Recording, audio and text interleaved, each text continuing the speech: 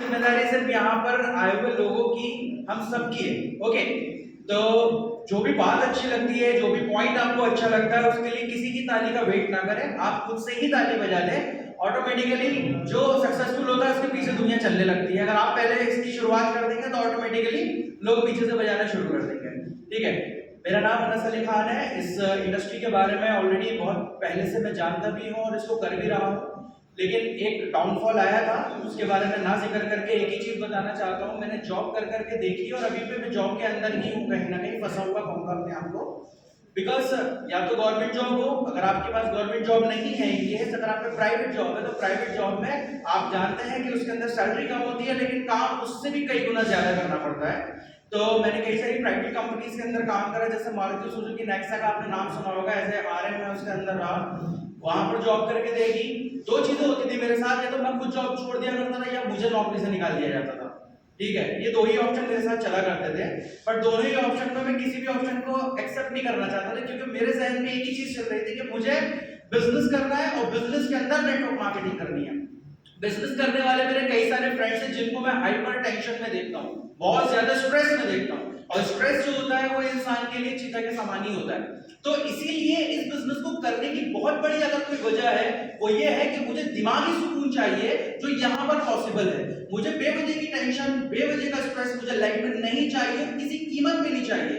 इसी चीज के अंदर मद्देनजर रखते हुए इस इंडस्ट्री के अंदर एक ही शख्स ने मेरा हाथ पकड़ा, जो कि मेरे सीनियर हैं, मेरे बड़े भाई हैं, मिस्टर सैयद आजम इकबाल। इनको अपना मेंटोर मान करके मैं इस बिजनेस को करता हूँ।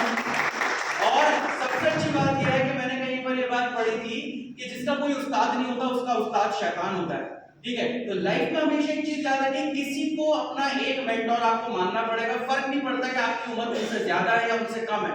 ठीक है, हो सकता है किसी चीज में आपसे एक कदम आगे हैं, चाहे भले ही एज उनकी कम है, तो उनको आप अपना मेंटर, अपना गुरु माने, अपना अपलाइन माने, और इस बिजनेस की जो चीजें हैं, जो पॉइंट्स हैं, उनको फॉलो करते हुए चले। और इसका सबसे दो बेसिक रूल्स हैं, बल्कि तीन बेसिक रूल्स हैं। पहला तो अपनी आपकी अपलाइन जो एक्टिव और रिस्पॉन्सिबल अपलाइन है, जो बुक्स के अकॉर्डिंग ही सारी चीजों को लेकर के चल रहा है, उसकी बात को माने, एक्सेप्ट करे, उसे पत्थर की लकीर बना ले। पहला काम तो आपका ये है। दूसरा काम ये है इसके अंदर कि आपको बुक्स पढ़नी है और बहुत ज्यादा पढ़नी है। और तीसरी चीज जो इसके अंदर आपको करनी है वो आपको प्रेजेंटेशन करनी ही है। बिना प्रेजेंटेशन करे आप इस बिजनेस में आगे नहीं बढ़ सकते। जैसे कि संदीप सर बता रहे थे अभी कि उनकी लगभग 5 से 6 प्रेजेंटेशन रहती हैं पर डे, और उसी की बेस पर उन्होंने आरटीपी अचीव कर ली। ये बहुत अच्छी बात है, एक बार रौनक होनी चाहिए इनके लिए, एक बार तालियां बजनी चाहिए। ठीक है, देखिए अभी भी तालियां वो बज रही हैं जो जिसमें पावर नहीं दिख रही। मुझे तालियां थोड़ी सी, मैं थोड़ा ज्यादा सुनता हूँ,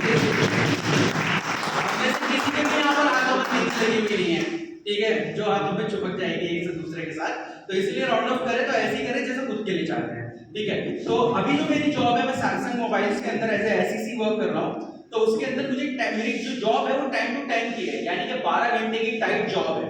और 12 घंटे की टाइट जॉब के अंदर मैंने आरटीपी को भी अचीव करा।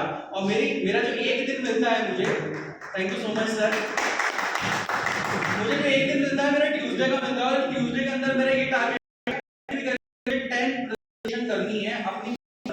ये मेरा खुद का टारगेट रहता है, बट 10 नहीं करनी है, अगर 7 6 5 प्लस ही ज्यादा प्रेजेंटेशन। और उसी की बेस पर मैंने अपने खुद के स्पॉन्सर क्रिएट कर लिए हैं। यहाँ पर लगभग मेरे 12 स्पॉन्सर हो चुके हैं, जो मैंने अपनी बिल्कुल नई टीम को स्टार्ट किया, अपनी फैमिली सीट को स्टार्ट किया है।